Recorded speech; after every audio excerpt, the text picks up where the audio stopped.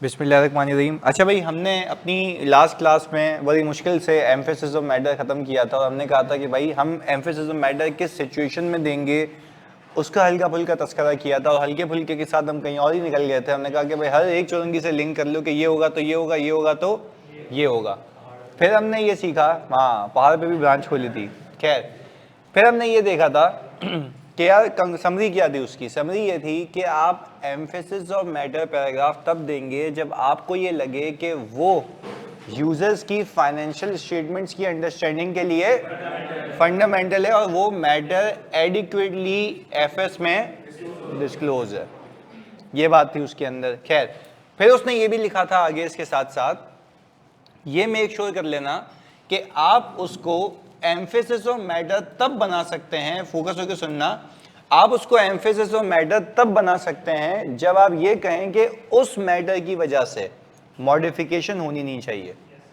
यानी आपका जो वो मामला है जिस पे आप एम्फेसाइज करवाना चाह रहे हैं उससे कोई रिलेशन मॉडिफिकेशन का होना नहीं चाहिए, क्योंकि अगर वो मॉडिफिकेशन से रिलेट करता है मैटर तो वो ऊपर आना चाहिए। तो हमने एग्जांपल भी दी थी और मैंने ये भी सिखाया था आपको कि भाई आपकी जो एम्फेसिस ऑफ मैटर पैराग्राफ है वो सब्स्टिट्यूट नहीं है किसका, मॉडिफाइड ओपिनियन का। तो वही यहाँ पे लिखा हुआ है ना, देखो, auditor is not required to modify his opinion because of that matter. यानी उस मैटर की वजह से आपकी मॉडिफिकेशन नहीं होनी चाहिए, अगर है तो फिर ऊपर ले जाओ।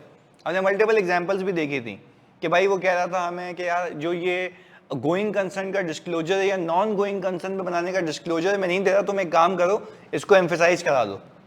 तो यार ये केस नहीं है, ये सब्स्टिट्यूट नहीं हो सकता। खैर, फिर इसमें एक और लाइन लिखी हुई है जो बड़ी अहम है, वो ये है कि वो मैटर जो है ना की ऑडिट मैटर नहीं होना चाहिए। अब वो क्या होता है अभी हम सीखते हैं, पर पहले तो इसकी समरी बना लें। आप सिंपल ये कहें कि यार अगर आपको एम्फेसाइज करवाना है कुछ, तो एम्फेसिस के लिए आपने दो तीन चीजों का ख्याल रखना है। सबसे पहले आपकी कंसिडरेशन में होना चाहिए कि वो मैटर यूजर की अंडरस्टैंडिंग के लिए फंडामेंटल है, पहली चीज, और वो मैटर एडिक्वेटली डिस्क्लोज भी होना चाहिए पर उस मैटर की वजह से मॉडिफिकेशन ना बनती हो, और चौथा वो की ऑडिट मैटर नहीं होना चाहिए। मतलब वो कह रहा है कि अगर कोई मैटर की ऑडिट मैटर है, यानी वो क्या है अभी सिखाता हूं, पर अगर तो वो की ऑडिट मैटर है तो यहां नहीं बताना, वहीं बताना। तो इसीलिए हम अभी शुरू कर लेते हैं अपना की ऑडिट मैटर का पैराग्राफ, कि आपकी रिपोर्ट के अंदर की ऑडिट मैटर भी आता है, एक सेक्शन है। क्लियर है? अच्छा, मैंने कहा कि सर ये क्या होता है, कैसे होता है, अभी सब सीखते हैं। तो हमने सबसे पहले पूछा कि भाई की ऑडिट मैटर अगर तो आपकी रिपोर्ट में आएगा तो मैं यहां पे लिख देता हूं कि ये जो है सिर्फ अप्लाई हो रहा है सिर्फ और सिर्फ लिस्टेड कंपनी पे, सिर्फ लिस्टेड कंपनी पे। देखो, हमने हर चीज देखी कि भाई कौन सा पैराग्राफ कंपलसरी है, कौन सा पैराग्राफ ऑप्शनल है, वो सारी चीजें। मैं आपसे पूछूं क्या की ऑडिट मैटर का पैराग्राफ कंपलसरी ऑप्शनल है? लिस्टेड कंपनी के लिए कंपलसरी है, देना लाजमी है, इस पे कोई गुंजाइश नहीं है। तो ये कंपलसरी हो जाएगा, but from the perspective of which company? Listed company. हमने कहा कि सर आपने अभी भी ये नहीं बताया कि की ऑडिट मैटर होता क्या है, पर ये पैराग्राफ है। हमने कहा चलो एक एक करके बात करते हैं, डेफिनेशन को भी साइड में रखते हैं ना। वो कहता ये है कि की ऑडिट मैटर वो मैटर होते हैं जो ऑडिटर की जजमेंट में मोस्ट सिग्निफिकेंट है। बहुत फोकस हो गया अभी, बिल्कुल बिल्कुल बिल्कुल यहां पे बिठाना है हमें। की ऑडिट मैटर कौन से मैटर होते हैं? जो ऑडिटर की जजमेंट में मोस्ट सिग्निफिकेंट है। अच्छा, जरा फर्क रखते हैं। मैंने आपको कल की क्लास में सिखाया था कि अगर एक सिग्निफिकेंट कंटिंजेंसी है, सिग्निफिकेंट कंटिंजेंसी, तो आपने कहा था वो पेंशन वाली, तो वो पेंशन वाली सिग्निफिकेंट कंटिंजेंसी जो है आपको लग रहा था आपकी जजमेंट में, देखो ये भी कहां से शुरू होता है, if in auditor judgement matter is fundamental for user understanding, matter is, अच्छा, मैटर यूजर की अंडरस्टैंडिंग के लिए फंडामेंटल तब होता है जब आप ये कहें, मैटर यूजर की अंडरस्टैंडिंग के लिए फंडामेंटल तब होता है जब आप ये कहें कि वो सिग्निफिकेंट है, जब वो बड़ा है, एक इंपैक्ट रखता है। तो वो सिग्निफिकेंट होता है, एग्रीड। पर यहां पे की ऑर्डर्ड मैटर में वो कह रहा है मैं सिग्निफिकेंट तो कह ही नहीं रहा, मैं तो मोस्ट सिग्निफिकेंट कह रहा हूं, उससे ऊपर की चीज, तभी तो तरजीह दी। क्या कह रहा है यहां पे? मैटर इज नॉट अ, अगर वो की ऑर्डर्ड मैटर है तो वहां बताओ, क्योंकि वो फिर मोस्ट सिग्निफिकेंट होगा, क्योंकि वो फिर, चलो वापस से रिकैप करते हैं। एम्फेसिस ऑफ मैटर कब आता है? जब आपकी जजमेंट में वो मैटर यूजर की अंडरस्टैंडिंग के लिए फंडामेंटल, क्योंकि कनेक्टिविटी इतनी है, बच्चे का दिमाग खराब हो जाता है कि भाई क्या करेंगे क्या करेंगे, कौन सा पैराग्राफ, यहीं पे जजमेंट में पेपर निकल जाता है। तो उसको क्लियर कर लेते हैं वापस। एम्फेसिस ऑफ मैटर के अंदर आपको ये कहा जा रहा है कि आपकी जजमेंट में अगर कोई मैटर है, सही है, जो कि यूजर की अंडरस्टैंडिंग के लिए फंडामेंटल है। फंडामेंटल का मतलब लाजमी।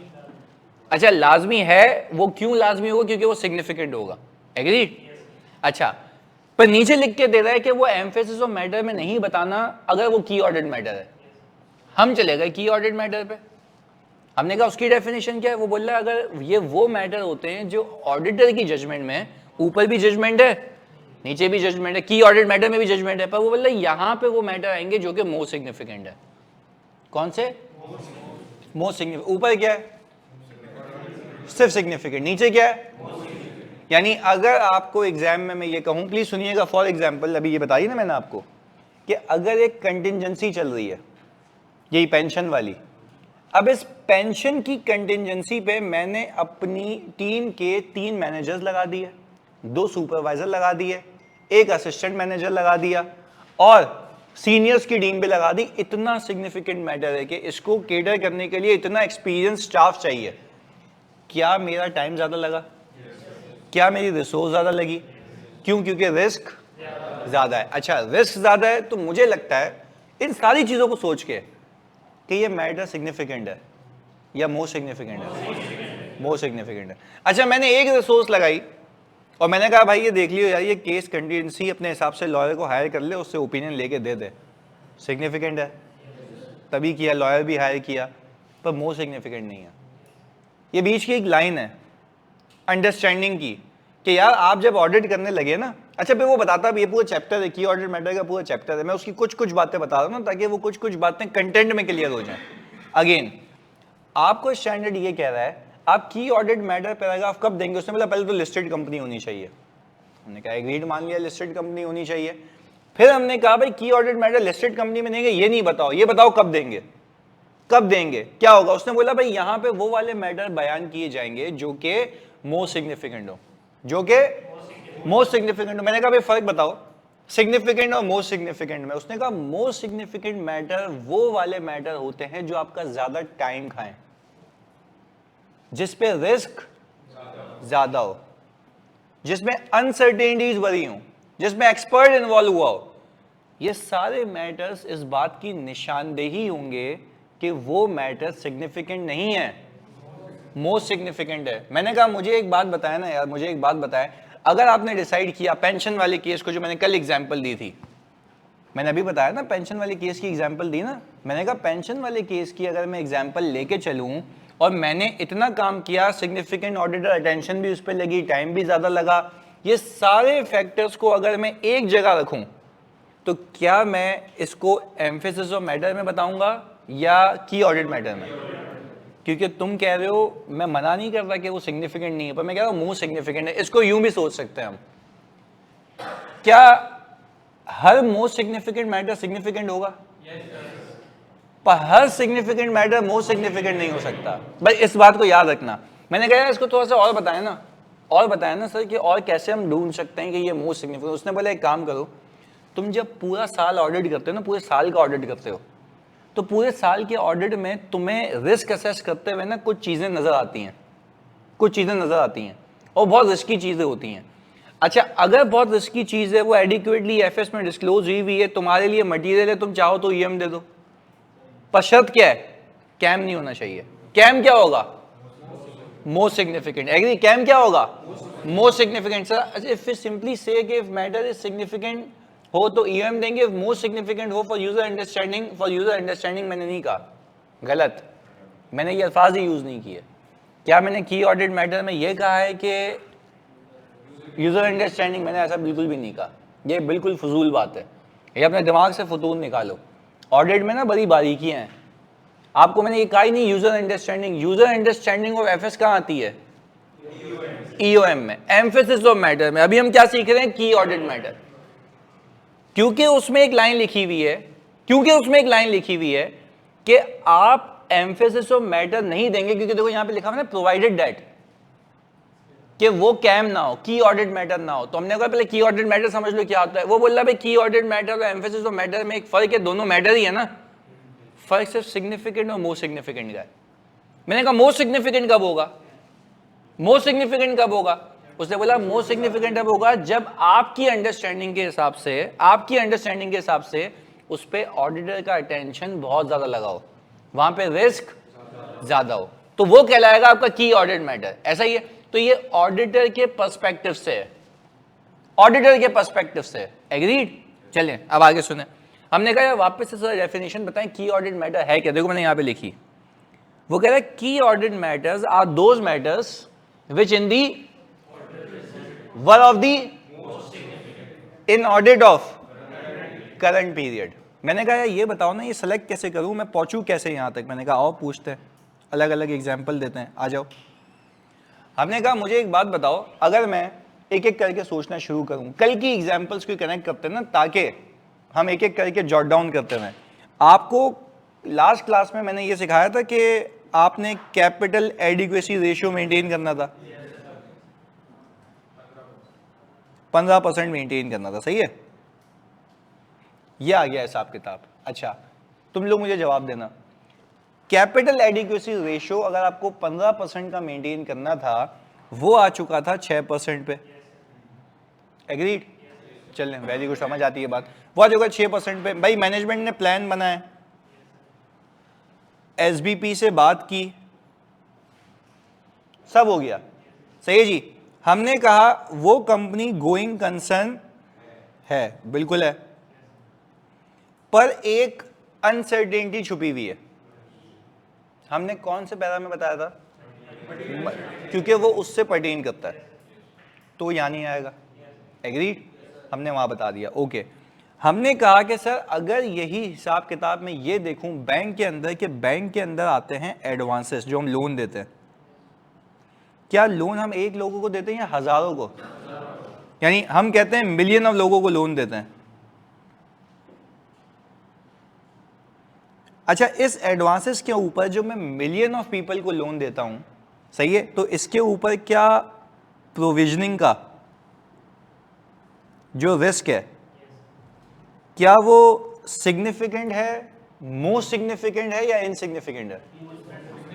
मोस्ट सिग्निफिकेंट है, क्योंकि आप मिलियन ऑफ लोगों को जो लोन देते हो ना, उसके ऊपर ये असेसमेंट करना कौन दे पाएगा, कौन दे नहीं पाएगा, वो सारी की सारी चीजें मोस्ट सिग्निफिकेंट की कैटेगरी में आती हैं। किसकी कैटेगरी में? अच्छा, फिर IFRS 9 आता है, मैं आपको एग्जांपल दे रहा हूं ना। फिर IFRS 9 आता है और IFRS 9 कहता है कि भाईजान हम आपको प्रोविजनिंग का तरीका सिखाते हैं, जिसको हम कहते हैं ECL मेथड। ECL होता है expected credit loss. ECL method ये तुम्हारे कोर्स का पार्ट नहीं है, पर ECL मेथड में तुम्हें समझाने के लिए बता रहा हूं कि ये कॉम्प्लेक्स कितना होता है उस चीज के लिए, सुनना। अच्छा, ECL मेथड क्या कहता है? आप लेट से अगर मैंने मिलियन में से कोई, आप समझ लें 2 लाख बोरोवर्स को लोन दिया हुआ है, सही है, और 2 लाख बोरोवर को लोन दिया हुआ है एग्रीकल्चर फाइनेंसिंग में। किसमें?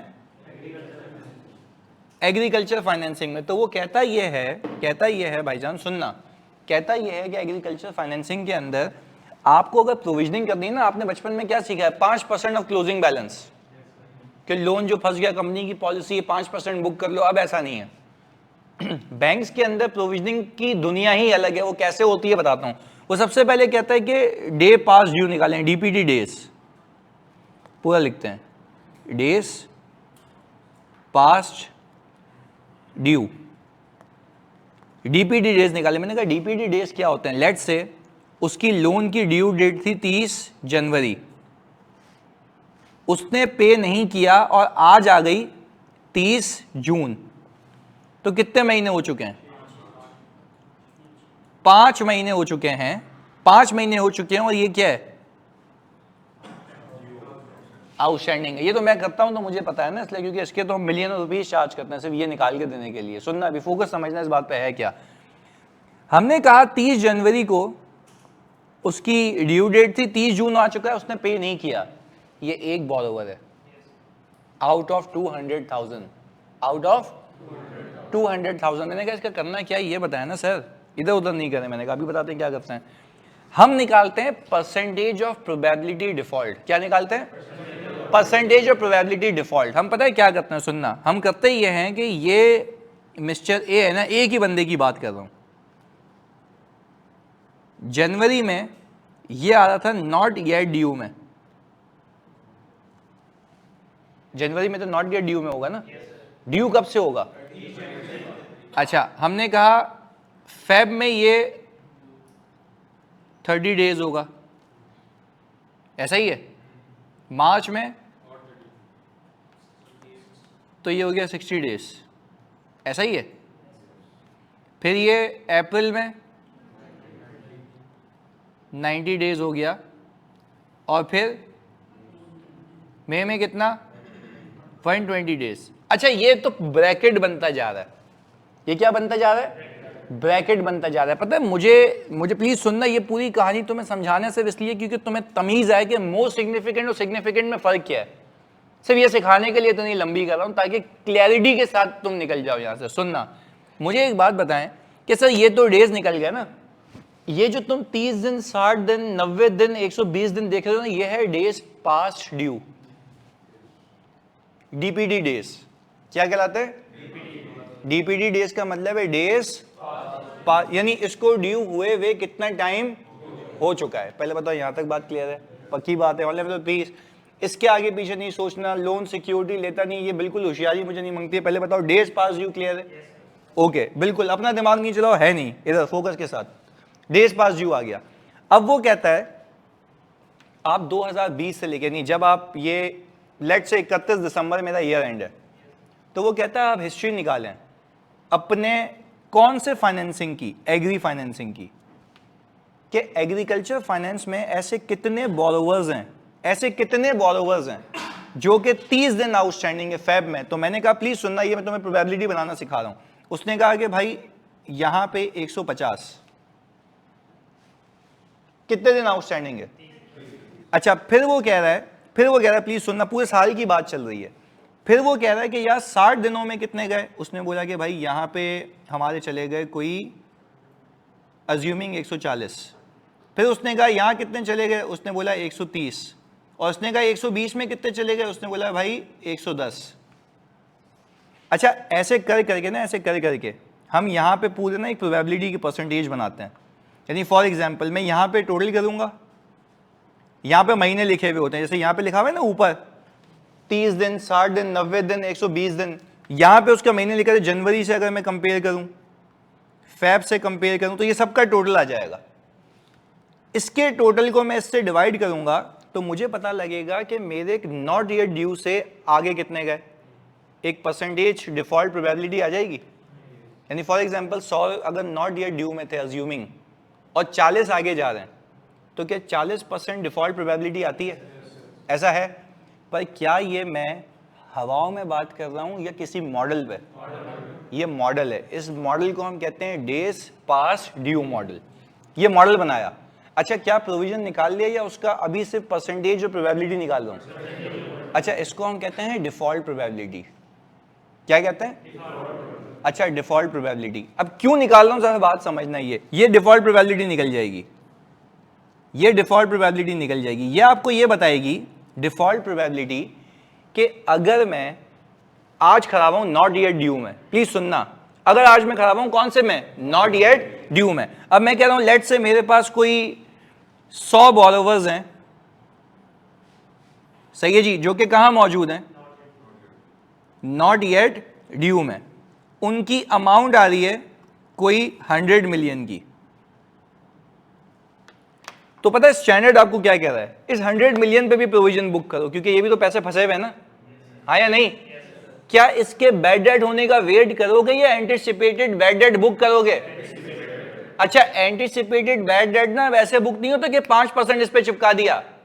एंटिसिपेटेड बैड डेट ऐसे बुक होगा कि मैं देखूंगा कि मैंने हिस्टोरिकली ये असेस किया कि नॉट येट ड्यू से आगे कितनी परसेंटेज जो कैरी होती है वो वहां तक जाती है। मैं उन सबका एवरेज लेके इस पे चिपका दूंगा, मैं बोलूंगा ये डिफॉल्ट करने के चांसेस हैं, ये डिफॉल्ट करने के चांसेस हैं। क्या मुझे डिफॉल्ट प्रोबेबिलिटी के ऊपर सिर्फ ये जो नॉट येट ड्यू वाले हैं, क्या इसकी परसेंटेज मिल गई? यानी अगर तुम मुझे सोच के बताओ, अगर तुम्हारी अकल चलती है कि ये जो नॉट येट ड्यू वाले आ रहे हैं, मैं आगे की सारी परसेंटेज का एवरेज इस पे चिपका दूं, हाँ या नहीं?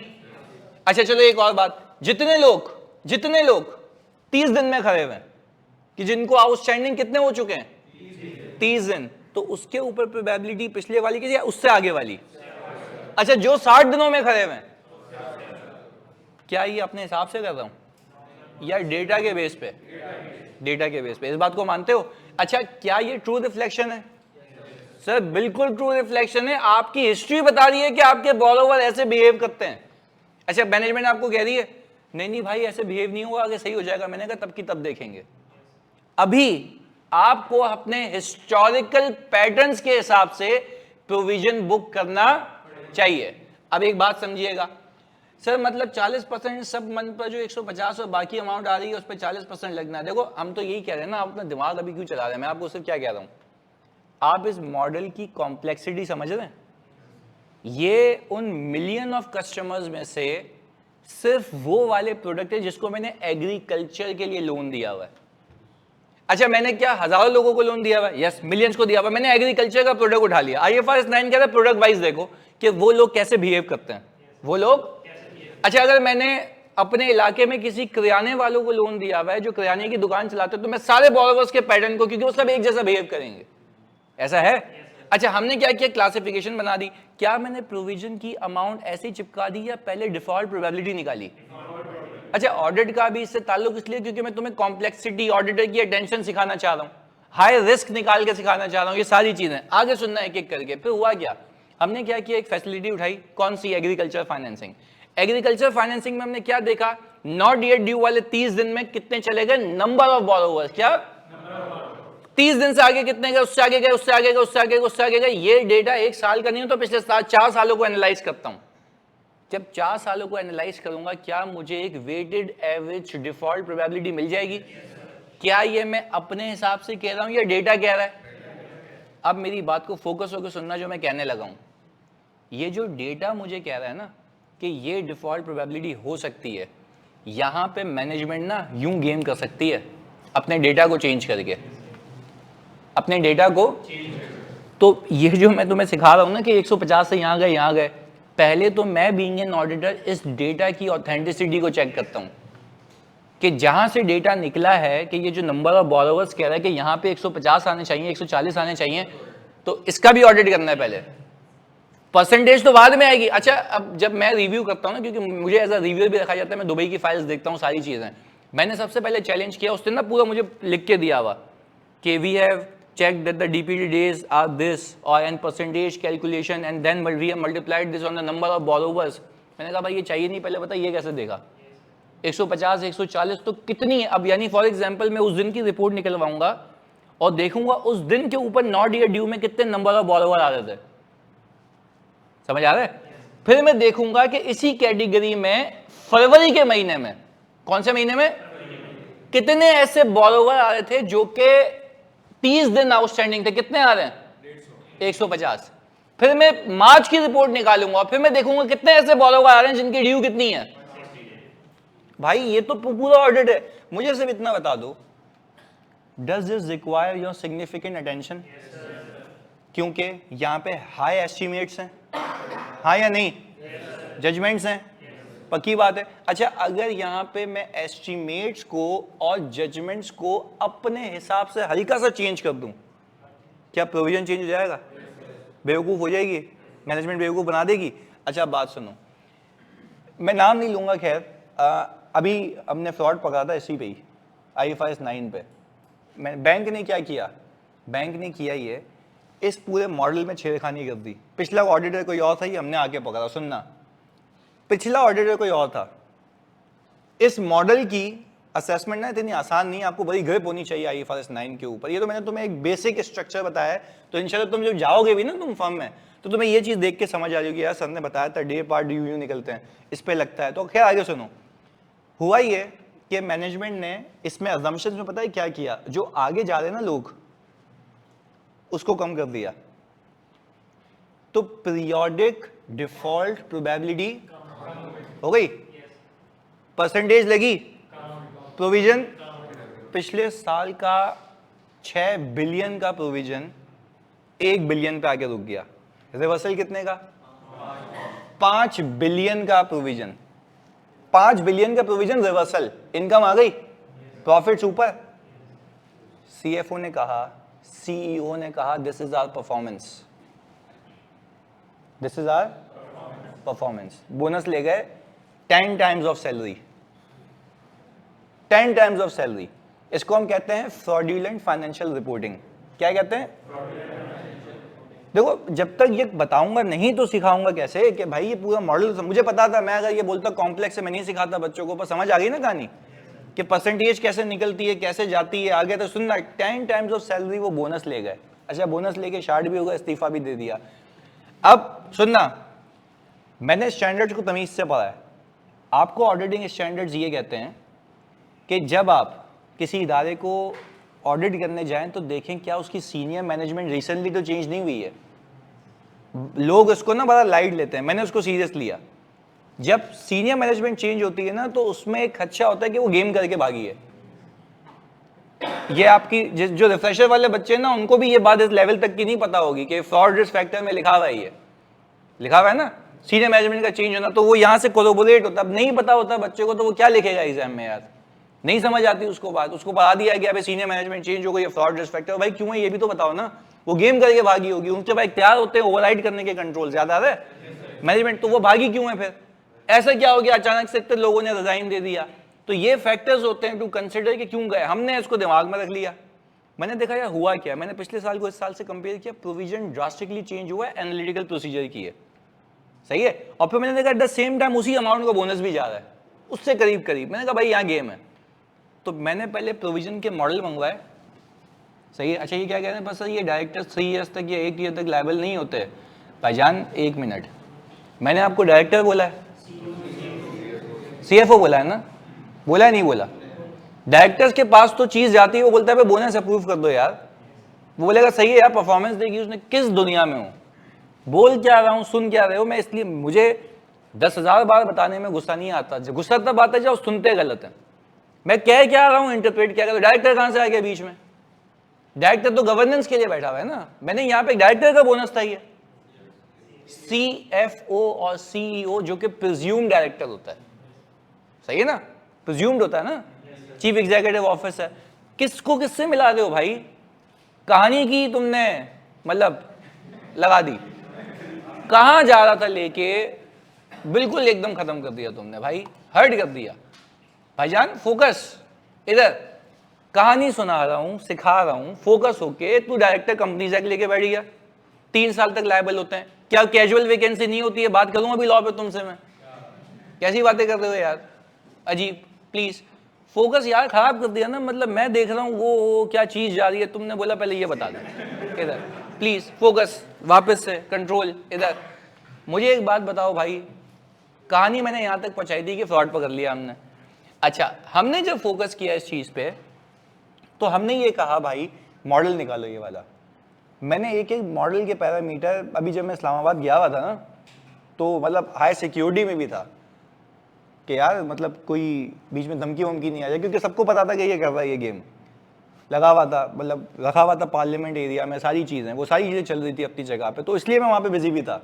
पर ये भी बात याद रखो, पिछले टाइम में पढ़ाया भी पूरा लाइव था, सही है ना, ये बात नहीं भूलना, पढ़ाया भी लाइव था पूरा। तो इस चीज़ को पकड़ा मैंने। खैर 6 महीने गुजर गए, मैंने इस फ्रॉड पे पहुंच गया कि ये गेम हुई हुई है, पता लग गया, रिपोर्ट हो गया, और अब आगे कहानी चल रही है। अब तक फाइनलाइजेशन नहीं हुई है, फंसा हुआ है।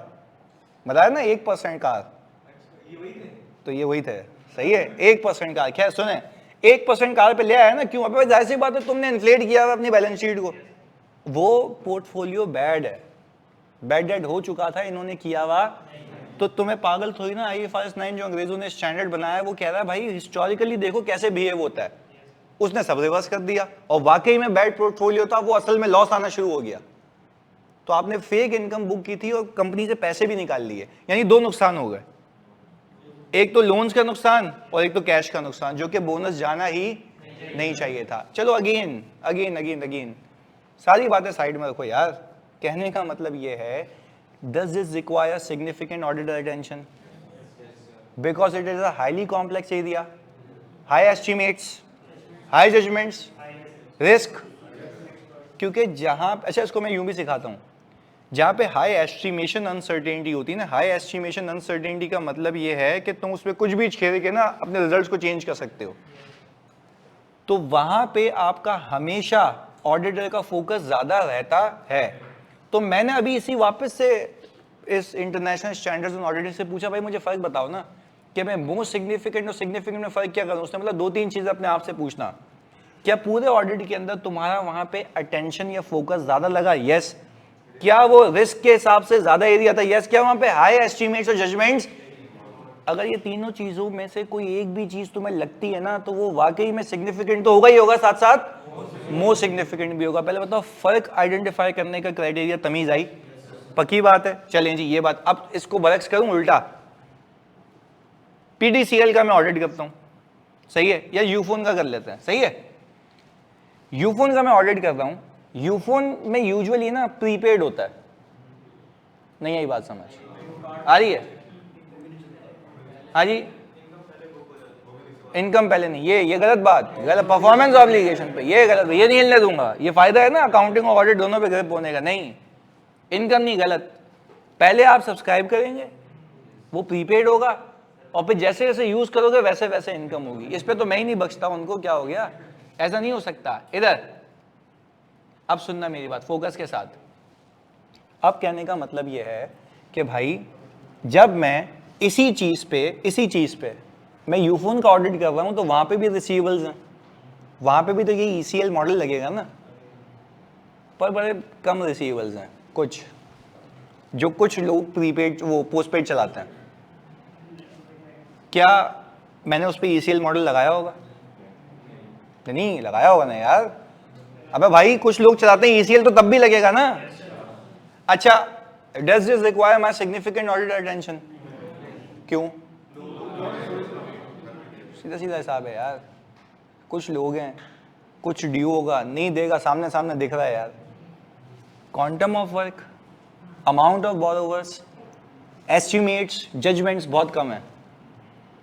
कितने ही होंगे यार, टकाटक डिवाइड करके निकाल लोगे, इजी है। मुश्किल कहाँ था? बैंक। तो वो तभी कह रहा है वो, इस बात को ना रट्टा नहीं लगाओ, समझ लो इस बात को। सर ये ऑडिटर टू ऑडिटर वेरी करेगा, फिर हर्ट कर दिया। अबे भाई एंटिटी टू एंटिटी वेरी करेगा यार, एंटिटी टू एंटिटी वेरी करेगा, ऑडिटर टू ऑडिटर क्यों वेरी करेगा? जो तुम्हारे लिए एक सिग्निफिकेंट जजमेंट या एस्टिमेट है, वो दूसरे ऑडिटर के लिए भी होना चाहिए ना, क्योंकि उसकी असेसमेंट भी उसने भी CA यही किया हुआ है, अल्लाह के बिल्कुल फारिग हो। सही है, बात समझो इस बात को मेरी। ECL की full form, very good, expected credit loss. Expected credit loss, जो क्रेडिट दिया हुआ उसमें एक्सपेक्टेड कितना लॉस हो सकता है, उसी पीरियड में बुक करो अंदाजे के हिसाब से। पर क्या ये अंदाजा सिंपल 5% है या कैलकुलेशंस है? चलो अब मुझे इस बात के जवाब तो दो ना। मैंने अभी ECL दो इदारों पे लगा के दिखाया, तो जो एक्सपेक्टेड क्रेडिट लॉस मेरे बच्चों में 2 इदारों पे लगा के दिखा रहा हूं, तो एक इदारे में तुम कह रहे हो मोस्ट सिग्निफिकेंट मैटर है, एक इदारे में तुम कह रहे हो सिग्निफिकेंट ही नहीं है। क्यों कह रहे हो? रिस्क नहीं है, इतने एस्टिमेट्स इन्वॉल्व नहीं है। तो भाई डिपेंड करता है ना। तो वो क्यों कहता है तुम्हें कि भाई सबसे पहले एंटिटी और उसके एनवायरनमेंट की अंडरस्टैंडिंग लो। जब तुम वहां देखते हो तो वहीं पे तुम्हें नजर आता है ना कि उसके अंदर इनहेरेंट रिस्क छुपा हुआ है। अब बैंक है, क्या बैंक के अंदर एक्सपेक्टेड क्रेडिट लॉस का इनहेरेंट रिस्क लो होगा, हाई होगा? हाई क्यों कह रहे हो? नेचर ऑफ बिजनेस ऐसा है, नेचर ऑफ बिजनेस ऐसा है। एग्रीड? पक्की बात है। चलो अब अगर देखो हाई खुद कह रहे हो ना, तो तो बैंक का काम ये है उधार देना, तो वहां पे इनहेरेंट रिस्क वो वाला है। अब एक और चीज सुनो प्लीज, अब इसी से कहानियां बनाते हैं ना ताकि एग्जाम्पल्स बनती रहे। पहले बताओ मोस्ट सिग्निफिकेंट समझ आया? वो बोला मोस्ट सिग्निफिकेंट के लिए मैं आपको ये नहीं बता सकता कि ये सिचुएशंस होंगी तो मोस्ट सिग्निफिकेंट लिख देना, बोल रहा है मैं आपको सिर्फ इंडिकेशन दे रहा हूं कि मोस्ट सिग्निफिकेंट कब होगा, जब उस पर आपकी सिग्निफिकेंट अटेंशन लगी हो। और फिर वो कह रहा है सिग्निफिकेंट अटेंशन क्यों लगी होगी, हाई एस्टिमेट्स होंगी, जजमेंट्स होंगी, सिग्निफिकेंट रिस्क होगा। तो आपको क्या लगता है किसी बैंक के अंदर एडवांसेस के अंदर सिग्निफिकेंट रिस्क नहीं होता? होता है ना? तो तुम कैसे कंक्लूड कर रहे हो? Nature of business. वो कह रहा है नेचर ऑफ बिजनेस देख के तुम्हें समझ आ जाएगी कि सिग्निफिकेंट रिस्क है या नहीं है। पहले बताओ कहानी समझ आ रही है? अच्छा अब एक और चीज, अच्छा जलालुद्दीन मोहम्मद अकबर अल्लाह वाला कह रहे हैं, ये पूरा नाम है इसका। इधर इसमें एग्जामिनर भी ऐसे ही केस डालेगा। मैंने अभी आपको क्या कहा यार, एग्जामिनर आपको क्या स्पेसिफाइड केस देगा या वहां पे उसमें ये फैक्टर छुपे हुए होंगे? फैक्टर छुपे हुए होंगे। अब मैं एक एक करके बोलता हूं ना, आप मुझे बताएं ना उसके अंदर क्या हो सकता है। सही है, चलो एग्जाम्पल्स रेडी, जिससे मैं पूछूंगा वो बोलेगा। सही है, इस पैरामीटर पे उतारना। सही है, ओके प्लीज फोकस के साथ। पहली एग्जाम्पल हम सिर्फ जज करेंगे तुम्हें कि क्या होना चाहिए क्या होना, और पीछे की सारी रिपोर्ट के कंटेंट स्ट्रेस करेंगे फिर से। एग्रीड? चलो पीडीसीएल की एग्जाम्पल ले लेता हूं। पीडीसीएल के ऊपर अनगिनत टैक्सेशन के केसेस चल रहे हैं, अनगिनत। अच्छा उन टैक्सेशन के केसेस में कुछ कुछ एक एक करके बताता हूं क्योंकि डिस्क्लोज हैं तो मैं छुपा भी नहीं रहा, कोई मसला नहीं है, तुम भी देख सकते हो जाके। उन टैक्सेशन के केसेस के अंदर कुछ केसेस ऐसे हैं, इसमें एक बता रहा हूं, इंटरकनेक्ट का रेवेन्यू होता है। अच्छा इंटरकनेक्ट क्या होता है कि अगर फॉर एग्जांपल दूसरा टावर कंपनी हमें कॉल करते नहीं, यूफोन टेलीनॉर को कॉल करेगा तो टेलीनॉर का रेवेन्यू है, उसकी कॉस्ट क्यों बोला हमारे टावर पे कॉल आई है, हमारे नेटवर्क पे आई है, हम करेंगे तो ये। अच्छा यही चीज बाहर की इंटरनेशनल कंपनी से चलेगा, मुझे दुबई से कॉल आएगी ना, एतसलात से यूजर से, मोबिली के यूजर से, तो जैन के यूजर से, जो सारी बाहर की कंपनीज हैं। सही है, वोडाफोन हो गई, सारी बाहर की, मुझे कॉल आती है तो उसकी कॉस्ट से मेरा रेवेन्यू है। अच्छा जब मैं उसको बिल करूंगा ना तो मुझे गवर्नमेंट कह रही है उस पर सेल्स टैक्स लगा, वो बोल रहा भाई पाकिस्तान की जुरिसडिक्शन में आता ही नहीं है, मेरा बाप टैक्स लगाएगा, देगा ही नहीं वो। एग्रीड? वो बोल रहा भाई बाहर से कॉल आ रही है ना, उस पर सेल्स टैक्स लगाओ, ये एक कंटिजेंसी केस चल रहा है। तुम्हें क्या लगता है ये छोटा मोटा केस होगा, सिग्निफिकेंट? तुम्हें कैसे पता? जजमेंट नहीं, नेचर ऑफ बिजनेस रहता है, इतनी कॉल्स आती होंगी यार, उसमें अमाउंट इन्वॉल्व बहुत सिग्निफिकेंट होगी, तो तुम्हें अमाउंट इन्वॉल्व देखना है तो तुम्हें कॉल रिकॉर्ड्स निकालने होंगे, तुम ये देखोगे कि भाई उसके ऊपर सर्विस सेल्स टैक्स कितना बनता है, वो सारी चीजें, केस किस लेवल पे पहुंच चुका है, उसके बेसिस क्या है। एक हुआ है बस, एक बताया मैंने, दूसरे पे बात कर लेते हैं। पीडीसीएल बाहर मुल्क से टावर्स इंपोर्ट करता है, हुआवे से पूरा नेटवर्क लगता है, ऐसा तो नहीं चलता ना, लाइंस कॉपर वायर बिछती हैं, ऐसा ही है, फ्लैश फाइबर ऑप्टिक बिछाई जाती हैं, तो ये इंपोर्ट होती है ना, आती है ना बाहर से। अच्छा उसके ऊपर इंपोर्ट ड्यूटी के मसले चल रहे हैं। दूसरा केस, एम्प्लॉयज ने कुछ केस किए हुए हैं। तीसरा case, and so on, list goes on. अच्छा ये पूरी बातें सुन ली आपने, एब्जॉर्ब हो गई, रिपीट तो नहीं करनी, कहानी सुन ली। सही है, उसके ऊपर पेंशन का केस अलग से चल रहा है ना, पीडीसीएल का ही है ना, चलें बिल्कुल वो वाला है। अच्छा अब ये कहानियां जब मैंने आपको सारी सुना दी, कितने टाइप के केसेस थे जल्दी बताओ? पहला इंटरकनेक्ट पे सेल्स टैक्स, दूसरा इंपोर्ट ड्यूटीज, तीसरा, चलो पांचवा भी बता देता हूं, वैसे ही मुझे तो नॉलेज है ना, मैंने तो मतलब ऑडिट किया तो मतलब घुस के किया, वरना तो ऑडिट ही क्या किया। सही है, पांचवा केस ये है, सुनना, पांचवा केस ये है जिसके अंदर वो ये कह रहा है कि भाई बीच में एक नोटिफिकेशन आया था इमरान खान के दौर में कि आप जो मोबाइल पे कार्ड चार्ज करते हैं ना, उस पर जो एडवांस टैक्स काट लेते हैं, तो मैं समझाता हूँ एडवांस टैक्स का कॉन्सेप्ट क्या है। आप कार्ड खरीदने जाए ना तो आपको जो मिनट्स मिलते हैं वो, लेट्स से अगर नॉर्मल प्रीपेड खरीदने जाओ, एग्जांपल दे रहा हूँ, सही है, नॉर्मल प्रीपेड का कार्ड, तो आपको अगर 100 रुपये का इजी लोड है ना तो आपको 70 रुपये मिलेंगे, क्योंकि वो कहता है कि इसकी इनकम टैक्स काट लो। अच्छा दुनिया बच्चों को ना समझ नहीं आता कि इनकम टैक्स कैसे काट रहा है। वो बोल रहा है जो इनकम कमाई होगी ना उसमें से ये दे रहा है पैसे, विथहोल्ड कर लो, यानी विथहोल्ड क्या, कलेक्ट कर लो। विथहोल्ड तो पेमेंट करते हुए होता है ना कि ये कलेक्शन है। अच्छा, तो यूफोन को कहा गया तुम हो कलेक्शन एजेंट, 100 रुपए की चीज पे 15% का टैक्स इससे रोक लो, 15 रुपए। वो मैंने क्या करें, बोला गवर्नमेंट को जमा करो, जब ये रिटर्न भरने आएगा ना मैं उसको बोलूंगा तेरा इतना टैक्स जमा हुआ है तेरी इनकम पे। अच्छा, अब बीच में हुआ क्या था, इमरान खान की गवर्नमेंट आई, उसने बोला कि भाईजान ये नहीं करो, वो खुद जमा करा देगा, तुम होशियारी नहीं करो, अपना हिसाब किताब। टेलीकॉम ने कहा सही है भाई, हम मिनट ज़्यादा दे देंगे, हम तो बिला वजह हमारी आदत है। ओके, इनको फायदा होने लग गया। नई गवर्नमेंट आई, बोल लिया तुमने क्यों नहीं कलेक्ट किया, केस हो गया। वो तो ये कह रही है ना भाई, वो तो उसने बोला था हमें, अब इस पे केस चल गया। खैर, अब मुझे एक बात बताएं, ये सारी चीजें अगर मैं तुम्हें कहूं केसेस हैं। पहला सवाल, अब मैं जिससे पूछूंगा ना वो मुझे बताएगा। पहला सवाल, क्या इसमें ऑडिटर की सिग्निफिकेंट अटेंशन लगी होगी, टाइम, रिसोर्स, एस्टिमेट्स हैं एस्टिमेट्स हैं, सोच के बताना। जजमेंट्स हैं, जजमेंट कैसे हैं, पहले एक एक करके। हाँ, जजमेंट कैसे है,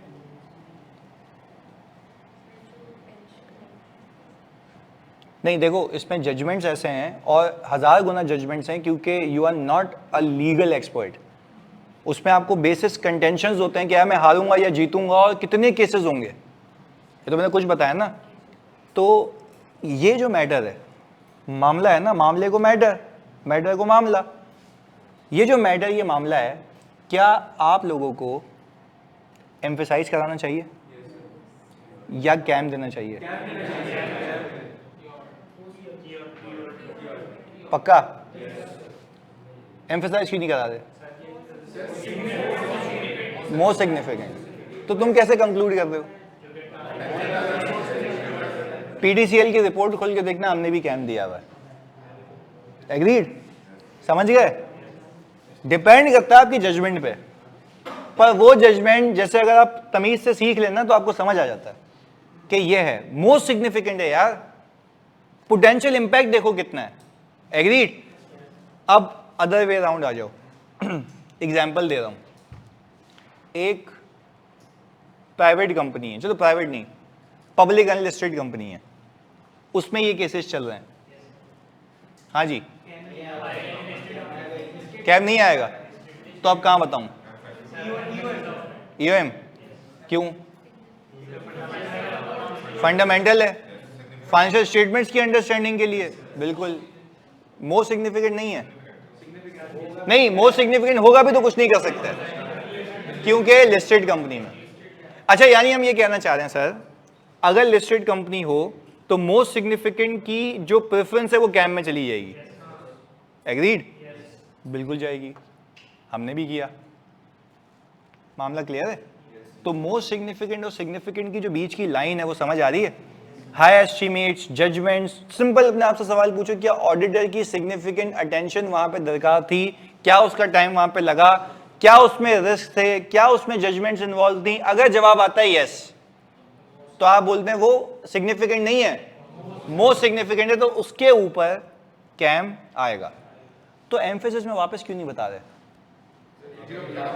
एक जगह बता दिया ना, तो उसने बोला प्रेफरेंस दी। अच्छा चलो, अब एक बात समझना, सर लिस्टेड में आम आवाम इन्वॉल्व होती है इसलिए वो मोस्ट सिग्निफिकेंट मैटर बन जाता है। बिल्कुल ऐसा ही है। अब मुझे एक बात बताएं फोकस के साथ, सर कुछ तो फर्क होगा ना की ऑडिट मैटर और उसमें, तभी उसने बोला वहां बताना। देखो एम्फेसिस और मैटर के अंदर ना, क्योंकि तो मैं आपको कंटेंट सिखा रहा हूँ, हमने कहा ना अलग अलग चैप्टर्स हैं, जब आप एम्फेसिस और मैटर बताते हैं ना तो आप सिर्फ मैटर को एफएसाइज कराते हैं। यानी आप क्या कहते हैं, please refer note XYZ of the FS which describes XYZ contingency या XYZ मैटर, वहां फेंक देते हो, उसको जाके देख ले। पर जब आप लोग की ऑडिट मैटर देते हो ना, उस पर आप बताते हो कि आपने उस पर काम क्या किया है,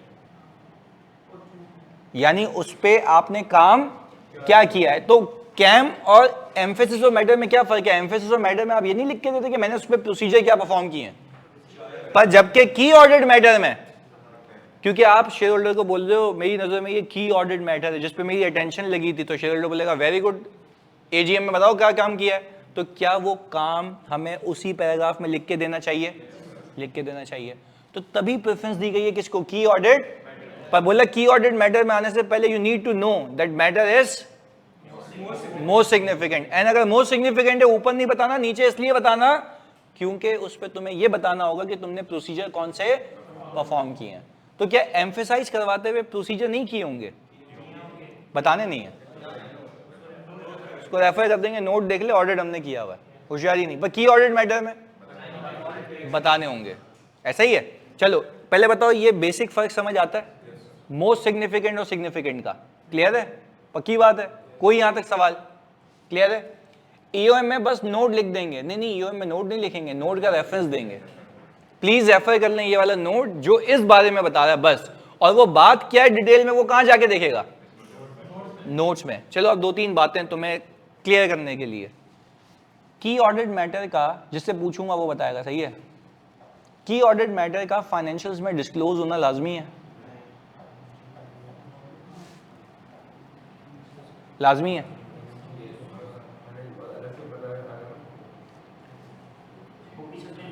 नहीं, की ऑडिट मैटर का एफएस में डिस्क्लोज होना वो एक मैटर है, मतलब you are just telling about it कि मैटर है, लास्ट डिस्क्लोज नहीं है तो नहीं है। अनफॉर्चुनेट डिस्क्लोज है तो रेफर कर देना, डिस्क्लोज है तो रेफर कर देना। अब एग्जांपल है एक्सपेक्टेड क्रेडिट लॉस है, ईसीएल की तो अकाउंटिंग है ना, अगर डिस्क्लोज ना भी है तो क्या कैम नहीं है। ये मिसकॉन्सेप्शन आज क्लियर कर रहा हूं क्योंकि मैंने बहुत सारे बच्चे जो फेल हुए थे ना उनसे ये पूछी थी बात, सिर्फ ऐसे ही ऊपर से, कैम का डिस्क्लोज होना लाजमी है, बोला हाँ सर उसके बगैर कैम दे ही नहीं सकते, नहीं होता भाई। हाँ अगर ऐसा होता तो वो डेफिनेशन में लिख के देता, पर की ऑडिट मैटर का फाइनेंशियल स्टेटमेंट्स में डिस्क्लोज होना लाजमी नहीं है। वो कह रहे हैं हाँ अगर डिस्क्लोज हुआ है तो रेफर कर दो, पर अगर वो डिस्क्लोज नहीं हुआ हुआ तो क्या डज इट मीन कि वो कैम नहीं है। तो अभी मैंने आपको जो बोला एक्सपेक्टेड क्रेडिट लॉस की ये जो वर्किंग थी, प्लीज यार फोकस होकर सुनना, ये जो एक्सपेक्टेड क्रेडिट लॉस की जो वर्किंग थी अगर ये डिस्क्लोज एफएस में नहीं हुई हुई, अज्यूमिंग एक लाइन आइटम आ रही है ईसीएल प्रोविजन, तो ये तो अकाउंटिंग हुई हुई है ना, आया नहीं, तो क्या ये तुम्हारे लिए की ऑडिट मैटर नहीं था, मोस्ट सिग्निफिकेंट नहीं था, अटेंशन नहीं थी, रिस्क नहीं था, हाई एस्टीमेट जजमेंट नहीं था, सब तो था, तो क्या तुम ये कहोगे कि की ऑडिट मैटर नहीं है बिकॉज डिस्क्लोज नहीं है, कहेंगे ना कैम है। तो क्या अगेन तुमसे पूछता हूं कि की ऑडिट मैटर के किसी भी चीज को रिपोर्ट में बताने के लिए उसका डिस्क्लोजर लाजमी है, नहीं। Matter that required significant auditor attention in audit, that's it. अब 1-2 सवालात फिर हम यहां से सवालात लेते हैं। अच्छा भाई यहां पे एक पहला प्रश्न आया, डिस्क्लोज हुआ होगा तो कैम में ही रेफर कर देंगे और डिटेल नहीं बताएंगे। देखो वापस से प्रोसीजर तो बताएंगे ना। अच्छा देखो अगर ईसीएल, देखो पहले तो सबसे बड़ी बात यार, क्या मैंने आपको रिपोर्ट का कोई भी पैरा लिखना सिखाया है? हम तो सिर्फ ये डिस्कस कर रहे हैं इतने मासूमाना तरीके से कि रिपोर्ट में आता क्या क्या है और कब किस वजह से आता है, ताकि उस चैप्टर पे जाके जब मरेंगे ना वहां पे इतनी कंफ्यूजन नहीं होगी। मैं तो सिर्फ ये रिलेट करा रहा हूं कि वहां कब जाएंगे यहां कब आएंगे, वो सारी चीजें सही है। तो अगर लेट से लिखना भी सिखा दूंगा, ईसीएल है एक्सपेक्टेड क्रेडिट लॉस है, और मैं ये कह रहा हूं कि उस एक्सपेक्टेड क्रेडिट लॉस मॉडल के अंदर मैंने उसको डिस्क्लोज नहीं किया हुआ, तो मैं क्या लिखूंगा वहां पे? हम ये लिखेंगे ना कि expected credit loss is amounting to rupees this, ECL की अमाउंट ये है जिसने इस साल हमारी सिग्निफिकेंट ऑडिटर अटेंशन ली थी। अच्छा क्योंकि वो कैम के चैप्टर में कहता है कि आप जब बता रहे हो ना कि ये की ऑडिट मैटर है तो ये भी बताओ क्यों है। सिंपल लिख देना एक्सपेक्टेड क्रेडिट लॉस की अमाउंट ये है, और ये हमारे लिए कैम इसलिए क्योंकि ये नहीं, इसमें रिस्क ज्यादा है, एस्टिमेट्स ज्यादा है, और फिर हम बताएंगे हमने इस पे काम ये किया हुआ है। कहीं डिस्क्लोज हुआ हुआ है तो क्या मैंने बताया नहीं? अच्छा समझो ईसीएल डिस्क्लोज भी हुआ हुआ है, please refer XYZ note of the FS which describes the expected credit loss and it's presentation. However, we determine this matter to be a key audit matter because it involves significant estimates and judgements. हो गया, बता दिया क्या है मैं। तो क्या इस पे ये बताएंगे काम क्या किया है? वो भी बताएंगे। ईओएम में बताएंगे?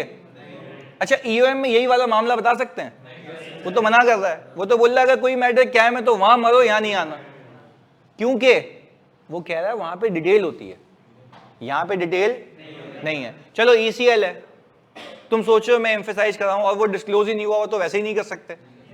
तो वो इसलिए तो कह रहा है कि की ऑडिट मैटर को तरजीह इसलिए देना क्योंकि उसके लिए डिस्क्लोजर लाजमी, वो अकाउंटिंग मैटर्स पे भी हो सकता है, वो सिर्फ डिस्क्लोज मैटर्स पे नहीं है। पहले बताओ बात क्लियर है, पक्की बात है? अब एक दो सवालात। सर ये बात रिपीट करते हैं, थोड़ी कंफ्यूजन हो रही है, मतलब कि डिस्क्लोजर है तो ईओएम में बताएंगे और अगर नहीं हुई तो क्या? मैं देखो ये चस्सी पे याद कर रहा है ना, रट्टा लगा रहा है। अबे भाई मैं ये कह रहा हूं कि पहले अपने आप से पूछो वो मैटर क्या है। अगर वो मैटर की ऑडिट मैटर है, चाहे डिस्क्लोज हो, तो आप एम्फेसिस को सोचो ही नहीं। एम्फेसिस का तो सब तब सोचना है जब आप बोलो मैटर है, आपके लिए फंडामेंटल है, यूजर के लिए, और डिस्क्लोज भी हो, तो वहां चले। पर सब्जेक्ट टू के पहले ये कंसीडर करके आए होगे, वो कैम नहीं है। फर्क हो गया ना, क्लियर है? चलें, अब हमने कहा कि सर ये हो गया, चलें डिस्क्लोज कब कर सकते हैं कैम को? यार कैसी फजूल बातें कर रहे हो भाई, आसान। कैम को मैं कैसे डिस्क्लोज करूंगा यार? भाई कैम तो मेरी रिपोर्ट का एक पैराग्राफ है, वो कह रहा है कि आपने की ऑडिट मैटर, प्लीज सुनना, वो कह रहा है कि आप लोगों ने की ऑडिट मैटर डालना या नहीं डालना, ये डिपेंड करता है कि पहले लिस्टेड कंपनी हो और दूसरा आपको पूरे ऑडिट के अंदर एक मैटर दिखा हो जो कि सिग्निफिकेंट हो या मोस्ट सिग्निफिकेंट हो। हमने कहा दो चीजें हो गई। फिर वो कहता है कि यार अगर मोस्ट सिग्निफिकेंट भी है तो वो कैसे पता लगाओगे मोस्ट सिग्निफिकेंट? इसमें सिग्निफिकेंट रिस्क हो, हाई एस्टिमेट्स और जिसमें ऑडिटर का टाइम, और वो बोल रहा है ऑडिटर का टाइम यूजुअली ज्यादा इन्हीं जगहों पे लगता है। एग्रीड?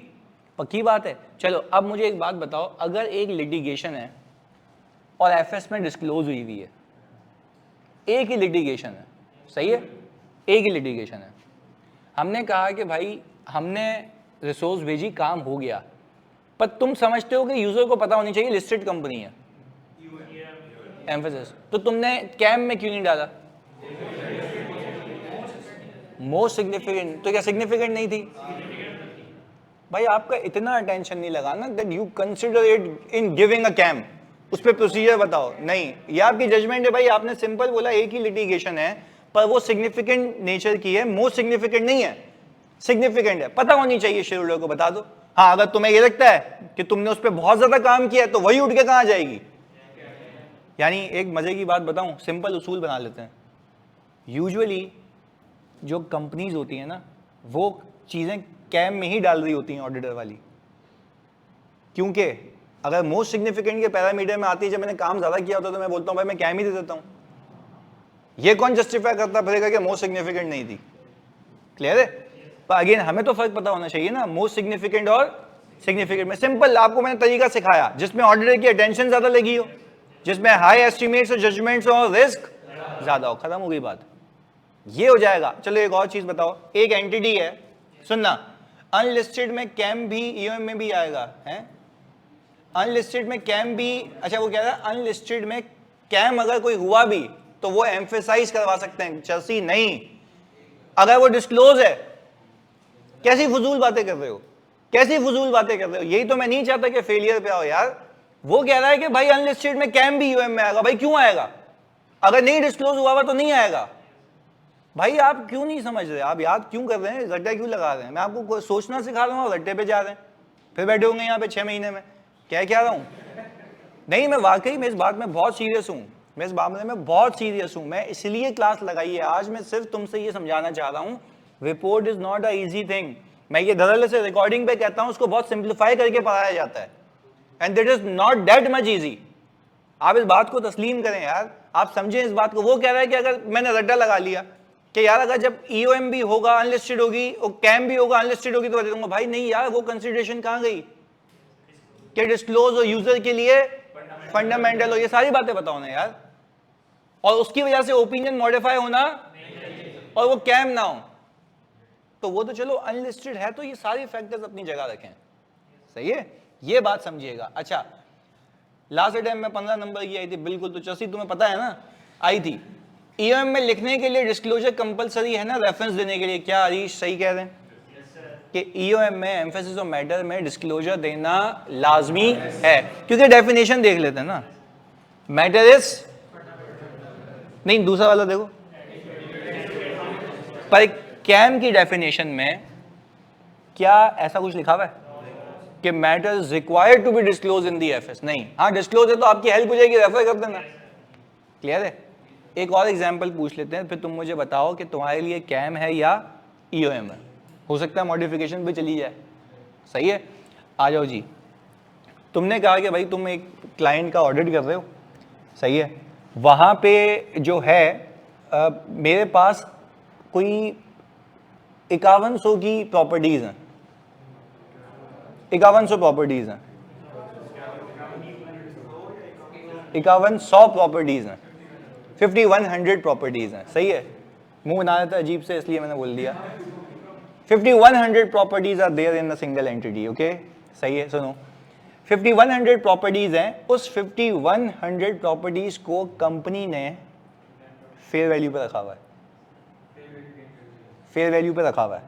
सही है, चलो ये भी बात आ गई। अब दो चीजें नहीं है, 5100 प्रॉपर्टीज ने किस पे रखा हुआ है? अच्छा, अब वो प्रॉपर्टीज की कुछ ओनर ऑक्यूपाइड हैं, कुछ रेंटेड हैं और कुछ आइडल हैं।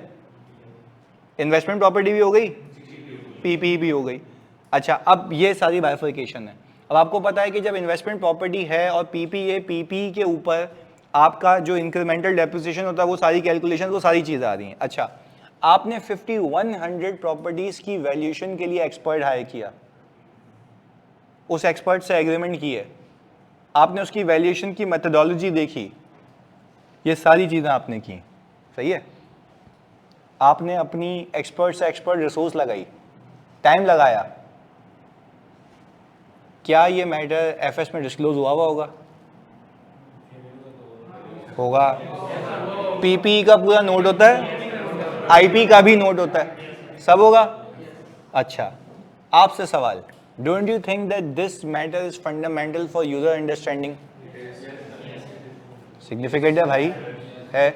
ओके, बट क्या ये कैम में दूंगा? लिस्टेड है। क्यों कैम? टाइम ज्यादा लगा, एस्टिमेट्स नहीं है, ज्यादा है एस्टिमेट्स, पक्की बात है। मैंने तो एक इदारा देखा था, उसकी 4 इन्वेस्टमेंट प्रॉपर्टी थी, उसने 200 मिलियन उसको, मतलब उसको ऐसी रिश्वत देके 200 मिलियन की वैल्यू ऊपर बतवा दी थी, तो फेयर वैल्यू गेन आ गया, ईपीएस ऊपर चली गई। एस्टिमेट्स में अनसर्टेनिटी होती है, अपने हिसाब से घुमा सकते हो आप। बात समझे? तो आप सब इस बात पे कंक्लूड कर रहे हैं कि इतने ज्यादा एस्टिमेट्स क्यों कह रहा हूं? अच्छा चलो, एक बात है, ऐसे ही एक ही प्रॉपर्टी है, अभी फंस, ईओएम भी नहीं आएगा, चौथी एक ही प्रॉपर्टी है, डिस्क्लोज हुई भी है, do you think that this is fundamental for user understanding? फिर फंस गए। क्लियर है? ये एग्जांपल देना इसलिए कि भाई एक ही प्रॉपर्टी है यार, मतलब आप ये कह रहे हो कि फंडामेंटल फॉर यूजर अंडरस्टैंडिंग। भाई मैंने कहा 5100 प्रॉपर्टी है, मान लिया ज्यादा काम, ज्यादा team, high estimates, judgements involve हैं, ऑडिटर की अटेंशन ज्यादा लगी है, एक एक डिस्क्लोजर, रीकैलकुलेशन, गेन्स की क्लासिफिकेशन सब देखा, और जा जाके देखा होगा कि भाई क्या ओनर ऑक्यूपाइड तो नहीं है, काम थोड़ा सा किया होगा, अटेंशन ज्यादा होगी। तो आपने कहा कि भाई मैटर तो मोस्ट सिग्निफिकेंट है। फिर आपसे सवाल पूछा गया, डिस्क्लोज हुआ है, आपने बोला यस, तो क्या ये कैम में आएगा, यूएम में? कैम में, लिस्टेड कंपनी कैम में आ जाएगा। पर मैंने कहा चलो अब इसको यूं करें कि हम सिर्फ ये कहें कि भाईजान एक प्रॉपर्टी है और वो इन्वेस्टमेंट प्रॉपर्टी है, एक वैल्यू अपॉइंट किया, मार्केट वैल्यू देखी, दूसरे बराबर वाले से पूछ लिया, तुमसे पूछता हूं, मोस्ट सिग्निफिकेंट है? सिग्निफिकेंट ऑडिटर अटेंशन है? एस्टिमेट्स हैं? अंदाजा है? हाई एस्टिमेट्स नहीं है, तो पहले क्यों हाई एस्टिमेट्स थे? किसी में भी गेम कर सकता है। फर्क समझ आ रहा है? क्लियर है? अब तुम कुछ पूछ, 1 मिनट फिर तुम्हारा सवाल। वैल्यू ज्यादा हो मतलब? भले नहीं आएगा, नहीं, बहुत ज्यादा वैल्यू का क्या मतलब है? मान लो 0 से बिलियन पे चली गई, नहीं, अरबों रुपए की प्रॉपर्टी हो तो पिछले साल भी वैल्यू हुई होगी ना। देखो एग्जाम्पल आप ये सोचे ना, आप अगर बोलें कि भाई बिलियन रुपीस की प्रॉपर्टी है, सही है, बिलियन रुपीस की प्रॉपर्टी है, तो मैं कह रहा हूँ पिछले साल भी बिलियन पे ही होगी ना, चेंज आया होगा ना, वैल्यू कराई, अभी वैल्यू कराई, डिफरेंस गेन पीएनएल में। हाँ, इसको यूं सोचते हैं, वो तो हो ही नहीं सकता ना, वो तो फिर तुम्हारा रिस्क ही बढ़ गया ना, वहां पे तो अलग ही गेम हो गई, वो ऐसा नहीं हो सकता। देखो एग्जाम्पल थोड़ी रियलिस्टिक रखते हैं, जो प्रैक्टिकल लाइफ में आएगी या हो सकती है। ऐसा नहीं हो सकता कि भाई आपके पास अगर 10 लाख रुपए की प्रॉपर्टी आ रही है वो अरब की हो गई, ऐसा नहीं है ना। आप मतलब बिल्कुल सोच के एकदम। अब तुमसे सवाल है मेरा, एक इदारा है आज तक कॉस्ट मॉडल फॉलो कर रहा था, सही, अब ये तुम लोग सोच के बताना मुझे, तो कर रहे हो इधर। एक इदारा है जो आज तक कॉस्ट मॉडल फॉलो कर रहा था, सही है, पीपी के ऊपर, अब वो आ गया फेयर वैल्यू मॉडल पे, सही है, उसने ये 5100 की 5100 प्रॉपर्टीज फेयर वैल्यू पे ले गया for the first time in the history. अब कैम, खुद ही समझ आया ना। अच्छा अब बताओ, कैम है, अब सुनना, अब वापस से, पहले से ही प्रॉपर्टीज फेयर वैल्यू पे है, वापस से फेयर वैल्यूएशन हो रही है,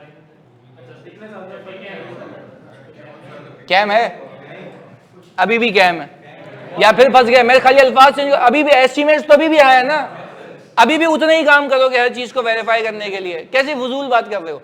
देखो ये फर्क होता है रट्टा लगाने का, कि आपने परसेप्शन बिल्ड कर लिया कि यार नहीं ये तो यूं कह रहा है, ये तो मना ही करना होगा इधर, ऐसा ही नहीं भाई, बात समझे कि अब देखो इसने भी जस्टिस ने लिखा, अब नहीं, क्यों नहीं भाई, पहले भी 5100 प्रॉपर्टीज हैं, अब भी 5100 प्रॉपर्टीज हैं, तो हर किसी में एस्टिमेट तो वही है ना, मेहनत तो वही है ना, एस्टिमेट भी ज्यादा है, अटेंशन भी ज्यादा है, तो कैम है, सीधी सीधी बात है, क्लियर है।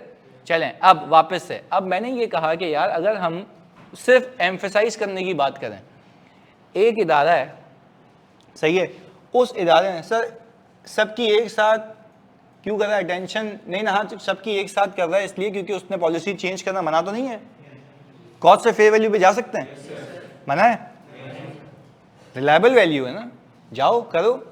अच्छा सर हम उनकी वैल्यूएशन रिपोर्ट देखेंगे, प्लस जरूरत पड़ी तो अपना ऑडिट एक्सपर्ट भी अपॉइंट कर सकते हैं, बिल्कुल ऐसा है भाई, मैं तो ऑडिट सिखा ही नहीं रहा, मैं तो आपको अभी रिपोर्ट पे लाया हुआ हूँ और सोचने पे मजबूर कर रहा हूँ कि काम कितना ज्यादा करना होगा।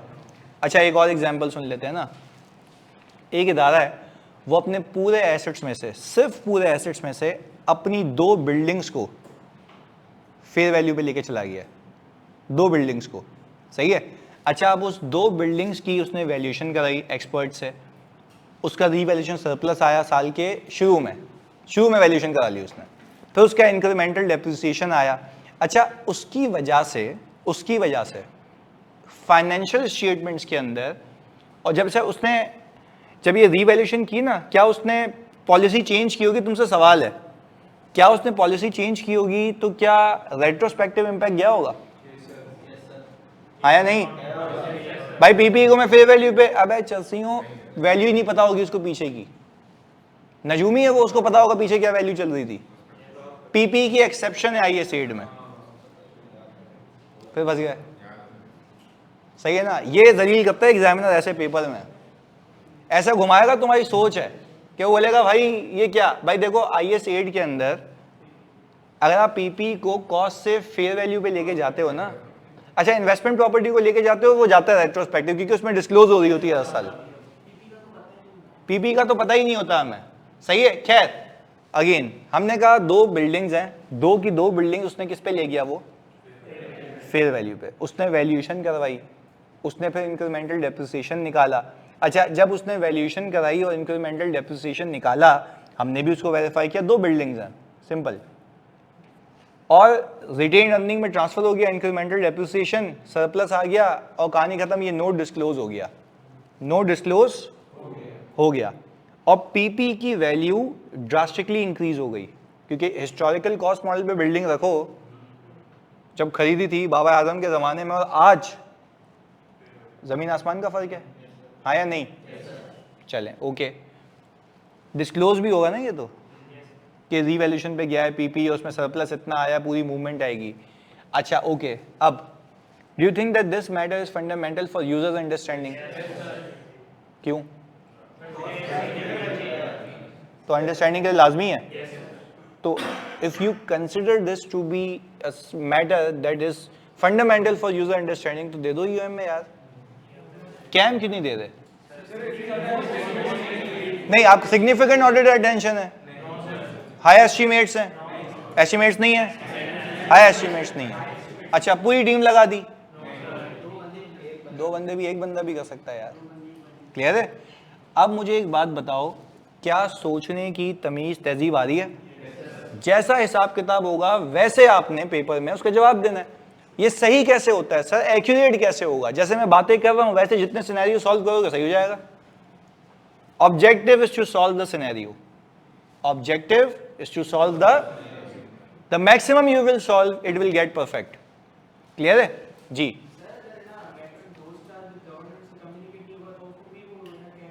तो देखो, अगर दोस्त स्टाफ विद गवर्नेंस से कम्युनिकेट हुआ ही नहीं है, डायरेक्टर्स को बताया ही नहीं गया, तो वो तो सिग्निफिकेंट ही नहीं होगा ना। तो मोस्ट सिग्निफिकेंट पे तो आप आ ही नहीं सकते। सही है? अच्छा जी सर, प्रैक्टिस सेशन पढ़े यूट्यूब पे। अच्छा, हमने पहले क्या ये खत्म कर लिया है? तो क्यों प्रैक्टिस सेशन? हाँ भाई, और अगर यही 1000 प्रॉपर्टीज होती, बताओ भाई इसको यार, तो सिंपल वहां ले जाना जी। हाँ बिल्कुल आ सकता है, 10 पे आता है। तुम पीडीसीएल की रिपोर्ट उठा के देखो, 5 कैम है, 5 कैम है। 5 कैम मतलब 5 चीजों पे हमने ज्यादा काम किया होगा, मोस्ट सिग्निफिकेंट होंगे, तो हमने 5 के 5 बताया। सही है? अच्छा भाई, एक minute रुकिएगा। When should we start watching practice sessions? When you are done with the course, and I think you are not letting me done the report. सही है? इधर सर जी, एक प्रॉपर्टी का कंक्लूजन क्या था? ईएम या कैम? भाई बताओ उसको। बोला एक प्रॉपर्टी का क्या किया आपने? कुछ भी नहीं किया था। क्लियर है? अच्छा भाई, हमने सिंपल अभी ये बात कही कि हमने 2 प्रॉपर्टीज को वैल्यू करवाया, उससे प्रॉपर्टी में सिग्निफिकेंट चेंज आ गया, प्रॉपर्टी में सिग्निफिकेंट चेंज आ गया, ये डिस्क्लोज भी हुआ है, सब हुआ हुआ है। तो अगर आपकी जजमेंट कह रही है कि भाई ये यूजर को पता होना चाहिए, मोस्ट फंडामेंटल है यूजर अंडरस्टैंडिंग के लिए, फंडामेंटल है, fundamental for user understanding of FS, कि एफएस में क्या तब्दीली आई है, तो आप उसको बताओ ना। हाँ, अगर आप यहाँ पे कंक्लूड कर लें यार, वो खुद देख के समझ जाएगा नोट, तो आपको फिर भी बताने की कोई नीड, योर जजमेंट। मैं होता मैं लाजमी बताता, मैं बोलता भाई जाके देख लो यार, ये फंडामेंटल आपकी अंडरस्टैंडिंग के लिए पीपी की वैल्यू इतनी चेंज हो गई है, इक्विटी में अचानक से सरप्लस आ गया, नहीं आया होगा सरप्लस? आया होगा। पीएनएल में नहीं आया होगा, इन्वेस्टमेंट प्रॉपर्टी नहीं है, पीपी है। सही है? बिल्कुल। अच्छा भाई, सर ये प्रीवियस चैप्टर्स की 1 पेज समरी दे दें। भाई बुक में है ना, पूरा ही तो समरी है। ये जो बुक खोल के बैठे हुए हो, ये रिपोर्ट भी तो समरी चल रही है, आगे नहीं जाने दे रहे, डिटेल पे तो आऊं, एक एक पैराग्राफ चल रहा है। जी जानी।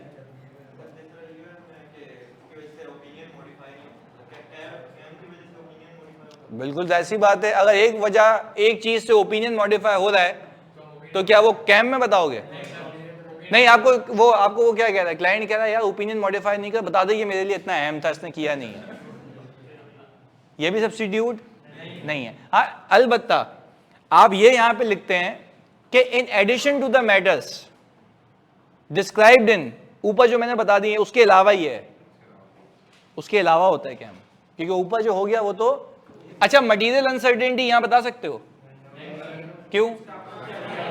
उसकी अपनी जगह है, वो अपनी जगह आएगा। अगर उसके अलावा कोई क्या में हो सकता है, वो यहां आएगा। अगर बैंक है जिसकी मैं बात कर रहा हूं, उसमें मटीरियल अनसर्टेनिटी हम डालेंगे। सही है? अगर तो लिस्टेड है तो कैम भी आएगा। तो अगर कैम भी आएगा तो मुझे एक बात बताओ, क्या मैं ये लिखूंगा in addition to the matter described, जो भी है वो भी लिखना सीखेंगे, पर in addition to the matter हम लिखेंगे, क्योंकि ऊपर वाले भी इक्वली इंपॉर्टेंस रखते हैं, ये अलग है। तो हम ये बता रहे हैं in addition to the matter described in basis for qualified opinion section या मटीरियल अनसर्टेनिटी सेक्शन, ये भी कैम है। क्लियर है? अब तो ऊपर बता दिया ना, ईसीएल की वजह से भंड हुआ था, नहीं कर रहा सही, मैंने कहां बताया होगा? और मैं उसको बोल रहा हूं मेरे लिए इतना अहम था, यहां पे वापस सुन, ऊपर बता दिया ना यार, खत्म हो गई कहानी, सही है ना। ऊपर बोल दिया उसको, वो बोलेगा भाई क्या चरस पी के रिपोर्ट बनाई है, ऊपर जब तूने बता दिया गलती है, फिर नीचे बता रहा है कि मेरी नजर में एक ही ऑडिट मैटर इसलिए क्योंकि उसने सही नहीं किया था। हो गया जानी, खत्म, सिंपल जी। हाँ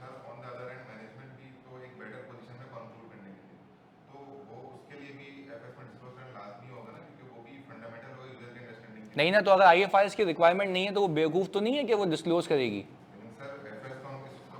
हम नहीं बनाते, रियली सॉरी, हाँ हम नहीं बनाते मैनेजमेंट। भाईजान डिस्क्लोज कब करेगी? अब तुम कह रहे हो, तुम डायरेक्टर को कह रहे हो अपने घर का एड्रेस लिख, नहीं ना, मैं ये कह रहा हूं कि वो रिक्वायर्ड बाय IFRS नहीं है ना। Disclosure is required when it is required by framework. तो अगर वो कोई डिस्क्लोज नहीं की हुई उसने और मेरे लिए कोई और अकाउंटिंग मैटर क्या है, मैं तो मैं दूंगा, लाजमी नहीं है डिस्क्लोज। डिस्क्लोजर की नॉन कंप्लायंस कब होगी? जब IFRS आपको कहता हो कि भाईजान आप डिस्क्लोज करें। और एग्जांपल है, आपको कंपनीज एक्ट कहता है, क्योंकि आपके फ्रेमवर्क में कंपनीज एक्ट भी है, तो आपको कंपनीज एक्ट ये कहता है कि भाईजान आप जो है अपनी रिलेटेड पार्टी की ट्रांजैक्शंस को डिस्क्लोज करें। एग्रीड? अब मुझे एक बात बताओ, इसी से कहानी निकालते हैं। एक कंपनी है जिसकी 1200 रिलेटेड पार्टी है, 1200, उससे रिसीवेबल्स पेबल्स भी हैं, उससे एक्सपेंसेस और इनकम की ट्रांजैक्शंस भी है, सेल्स भी है, 1200। तो 1200 को अगर तुम ये 5 चीजों से मल्टीप्लाई कर लो तो कितनी हो गई? 5000 से ऊपर निकल गई ना, सही है ना, 6000 समथिंग। सुनो, अच्छा ये बात हो गई हिसाब किताब, ये समझ आ गया मुझे, सही है। अब मुझे एक बात बताओ, ये सारी की सारी रिलेटेड पार्टी FS में डिस्क्लोज होंगी? पक्का डिस्क्लोज होंगी। अब इस बात से मुकरना नहीं, डिस्क्लोज होंगी, सही है। इसकी एक्यूरेसी पे तुम लोग काम करोगे? अच्छा, सेल्स में दिन में हजारों बार रिकॉर्डिंग हुई होगी, कॉस्ट ऑफ सेल्स में रिकॉर्डिंग, एक्सपेंसेस में, मैनेजमेंट एक्सपेंसेस में बैलेंसेस होंगे, क्या इसके ऊपर तुमने अलग से बंदा लगाया होगा? 2-3 लगाए होंगे, बिल्कुल सही कह रहा है। क्या इस डिस्क्लोजर की चेकिंग आसान है? सिग्निफिकेंट है? अब क्यों कह रहे हो मोस्ट सिग्निफिकेंट? और तो सही कॉम्प्लेक्स है। अच्छा आप मुझे बताओ, क्या इसके ऊपर कैम दे सकते हैं? EOM क्यों नहीं दे रहे? तो डिस्क्लोज तो है, फिर भी की ऑडिट मैटर है। पर अच्छा एक कंपनी है, उसकी 3 रिलेटेड पार्टी हैं, गिनती की 4 ट्रांजैक्शन होती हैं, डिस्क्लोज हुई हुई हैं, एम्फेसाइज क्यों? तो एम्फेसाइज करो ना, देख भाई रिलेटेड पार्टी की ट्रांजैक्शन है, हाँ फंड, बात समझ आई? क्लियर है भाई? ये सारी चीजें तो हो गई। अभी ये कह रहे हैं, आपने जैसे इंश्योरेंस कंपनी की एग्जांपल दी थी फ्लड के वक्त, तो उसके क्लेम आए तो उसके क्या टीम हायर की, टाइम लगा, वो कैम आएगा? या कैसी बातें कर रहा है यार भाई। क्लेम की एग्जांपल मैंने अभी कहाँ दी है भाई? अगर मैंने वहां पे कहा था कि आपको रिस्क असेस हुआ कि एक जगह फ्लड आया था और वहां पे आपने क्लेम देखने के सही बुक हुए नहीं हुए, तो मैंने उस एरिया की रिपोर्ट निकाली, मैंने देखा क्लेम बुक होने चाहिए नहीं होनी चाहिए, वहीं बात खत्म हो गई। क्या रिस्क गलत था? अटेंशन गलत थी? क्या मेरी अटेंशन बहुत ज्यादा थी? बहुत सारी टीम लगा दी, या मामला खत्म हो गया? EOM है तो कैम तो हो ही नहीं सकता। इसमें कहां से आगे लेके ये इंश्योरेंस वाली बात? वो तो मैंने तुम्हें बताया था, मैंने उससे पूछा, मैंने उसको बोला भाई ये बता यहाँ पे प्रोविजन बुक हुआ हुआ है नहीं हुआ हुआ? हुआ हुआ है, चेक कर लूंगा कि सही हुआ हुआ है, या देख लूंगा उसकी कार इंश्योर्ड कितनी थी, पूरी डूबी होगी ना, या ना वो मुझे प्रूफ करेगा कि भाई इसमें इंजन में ये मसला आया था, उसकी वैल्यूएशन रिपोर्ट होगी, मैं देख लूंगा सैंपल बेसिस पे, मेरा रिस्क खत्म हो गया। Does this require significant auditor attention? नहीं, हाई एस्टिमेट्स नहीं है भाई जी।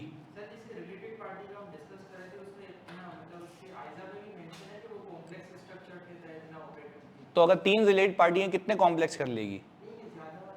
तो तभी तो मैंने बोला अगर ज्यादा था तो मुझे बताओ, ज्यादा था तो क्या मैंने मना किया? हाँ, या मैंने कैम में डाला? वही तो बताया मैंने, सही है। तो उस पर तो कोई मना ही नहीं है ना जानी। रेहान ये कौन है? ये माइक खोल के बैठा हुआ है चौसी, 1 मिनट, बोलना चाहते हो कुछ?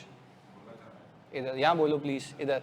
अच्छा भाई पहले बताओ की ऑडिट मैटर क्लियर है जी? जो आपने 5000 प्रॉपर्टी का एग्जांपल दी थी, एक इनको भी बताते हैं भाई, 5000 प्रॉपर्टी की एग्जांपल वाली बात हो रही है, आगे। तो पहले साल अगर 500 मिलियन उसकी वैल्यू सब फेयर वैल्यू है, हाँ, और दूसरे साल 550 मिलियन है, तो फिर दूसरे साल में हम लोग की ऑडिट मैटर क्यों डाल रहे हैं? थोड़ा इसलिए डालेंगे ना क्योंकि मेरा अटेंशन तो ज्यादा है ना। हो सकता है कि, सुनना मेरी बात, हो सकता है कि टैक्स अथॉरिटीज कहती हूँ मैं आपके इस फेयर वैल्यू गेन को भी टैक्स करूंगी और जानबूझ के कम दिखा रहा है, तो फिर आप जिस एंगल से आओ मैं आपको बताऊंगा, सही है ना? इन एनी केस आपने इसको करना है। देखो ये तो भाई मतलब एक एक्सपीरियंस भी तो है ना, वो टकाटक कर करके, सही है ये। अच्छा भाई सर अनलिस्टेड कंपनी पर भी कोई एग्जांपल दे दें। और भाई अनलिस्टेड पे क्या हम आता ही नहीं है चौसी, तो क्यों एग्जांपल दूं यार? कैसी बात कर रहा है भाई?